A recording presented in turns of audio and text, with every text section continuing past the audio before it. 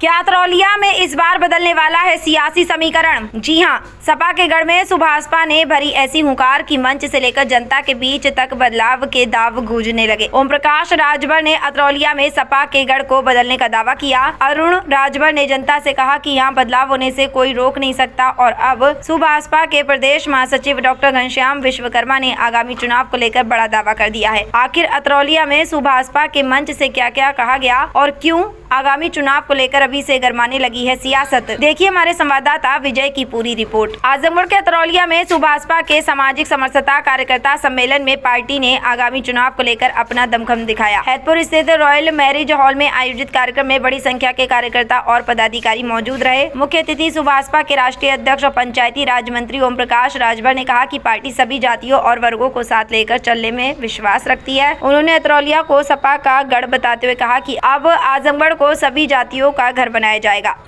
वहीं अरुण राजभर ने जनता से सीधा संवाद करते हुए कहा कि जनता अगर पार्टी के लिए एक कदम चलेगी तो वह जनता के लिए 100 कदम चलेंगे। इस बीच सुभाषपा के प्रदेश महासचिव डॉक्टर घनश्याम विश्वकर्मा ने आगामी चुनाव को लेकर बड़ा दावा किया। उन्होंने कहा कि अब की बार अतरौलिया में परिवर्तन होगा और जनता ने अपना मन पूरी तरह बना लिया है। डॉक्टर घनश्याम विश्वकर्मा ने मौजूदा विधायक पर निशाना साधते हुए कहा कि जनता अब सब कुछ पहचान चुकी है और इस बार यहाँ परिवर्तन जरूर होगा। अतरौलिया में बदलाव अपनी बार तय है। वहीं अरुण राजभर ने क्षेत्र में कराए गए विकास कार्यों का जिक्र करते हुए अहिरौला, कप्तानगंज और नरियाव सिकंदरपुर मार्ग के निर्माण का भी दावा किया। वहीं डॉक्टर घनश्याम विश्वकर्मा ने आगामी चुनाव में परिवर्तन और जीत का दावा कर सियासी माहौल गरमा दिया। आज की जो बैठक की गई, रैली की गई, भीड़ हुमूड़, क्या कहना चाहिए? ना ये रैली थी ना ये जनसभा था। ये अतरौलिया परिक्षेत्र के 13 सेक्टरों के 84 बूथों के पदाधिकारी थे। ये जोन, सेक्टर और बूथ के हमारे 13 सेक्टर के हमारे कार्यकर्ता आए थे। माताएं बहनें जो हमारे संगठन में जुड़ी हुई हैं उनको हमने बुलाया था और उनसे एक दूसरे से परिचय कराने के लिए, एक दूसरे से संवाद कराने के लिए यहाँ बुलाया गया था। और एक छोटा सा उदाहरण मैंने दिया और यहाँ हजारों की तादाद में यहाँ लोग आए और एक ही संकल्प लिया कि इस बार अतरौलिया में बड़े अंतर से बदलाव होकर के रहेगा और जनता यहाँ खुद अब लड़ेगी चुनाव।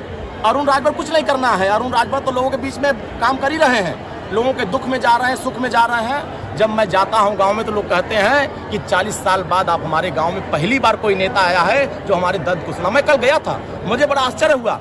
भूसेपुर खास एक गाँव है और वहाँ 6-7 विश्वकर्मा समाज के लोग रहते हैं। मुझे बड़ा आश्चर्य हुआ कि पहली बार उन्होंने कहा कि अरुण राजभर आप हमारा हाल चाल लेने के लिए, हमारे दुख में शामिल होने के लिए आए। और इसके लिए मैं धन्यवाद दूंगा उन कार्यकर्ताओं को जो कार्यकर्ता हमारा घर घर जा करके उन परिवारों का भी पीड़ा सुना जिन परिवारों में कोई जाना नहीं चाहता। मैंने ऐसे ऐसे जगह जा करके देखा जिन गाँव में लोग जाना नहीं पसंद करते हैं। इसलिए जाना नहीं चाहते हैं क्योंकि लोग वोट की निगाह से जाते हैं कि इस गांव का वोट मिल रहा है, इस गांव को वोट नहीं मिल रहा है, इस गांव में जाने से मिलेगा, उस गांव में जाने से नहीं मिलेगा।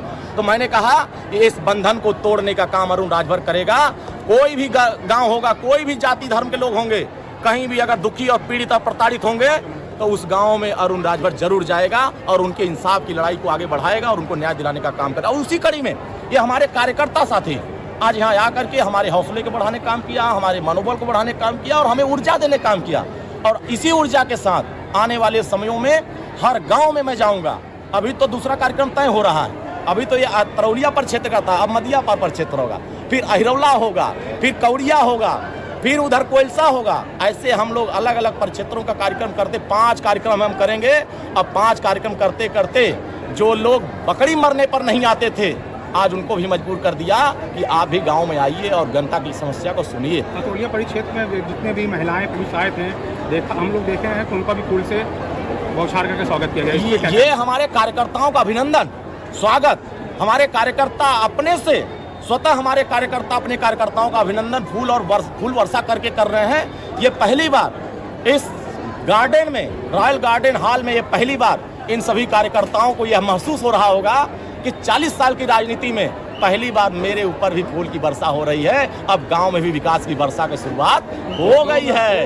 अब आने वाले 6 महीने के बाद आप देखिएगा कि जो लोग गांव को विकास से वंचित किए, गांव के लोगों को भेदभाव किए हैं, गांव के साथ जाति धर्म देख के काम किए हैं, ऐसे लोगों का भी अब गांव के लोगों ने भी काम शुरू कर दिया है कि अब आइए, हाथ जोड़िए, माफी मांगिए, और क्षमा मांगिए कि हमने 15 साल में जनता के लिए कुछ नहीं किया, इसलिए अब हमारी विदाई तय है और यहाँ परिवर्तन होना तो संभव लोग कर लिए हैं। ये लोग चट्टान की तरह खड़े हैं, इनको सताया जाता था। मैंने देखा थाने पर यहाँ किस तरह प्रताड़ित किया जाता था, गलत आदमी को सही बनाया जाता था और सही आदमी को गलत बनाया जाता।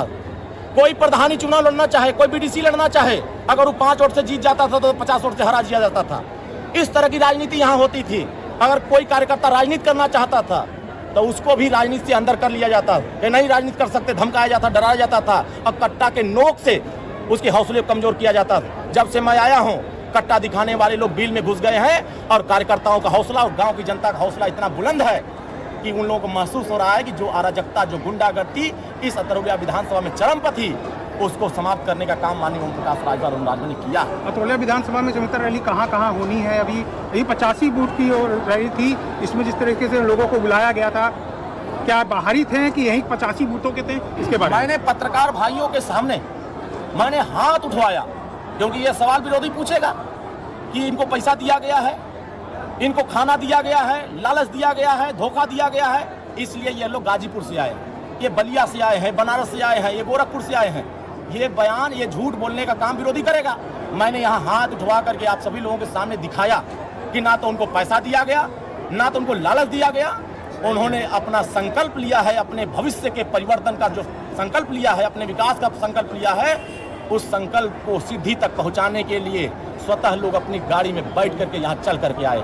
और ये कोई मामूली लोग नहीं है, ये कोई ताकतवर लोग नहीं है, सोफा पर बैठने वाले लोग, ये दरी पर बैठने वाले लोग हैं, ये कुर्सी पर बैठने वाले लोग हैं। लेकिन यहाँ के 10 विधायक, 2 सांसद, जिनके यहाँ सोफा नहीं होगा, जिनके यहाँ कुर्सी नहीं होगी, उनके यहाँ नहीं जाएंगे। और जिनके यहाँ देखेंगे कि यहाँ रसमलाई मिल सकता है, यहाँ काजू किशमिश बादाम मिल सकता है, जहाँ खाने की प्रबंध बढ़िया होगा, वहाँ पूछते हैं कि हमारा चेला जाके पता करे कि मिलेगा कि नहीं मिलेगा यहाँ, तब चलेंगे। तो अब सोचिए कि यहाँ झूठ बोला जाता है कि हमने सौसैया बनाया, हमने सौसैया बना करके यहाँ लोगों का काम किया।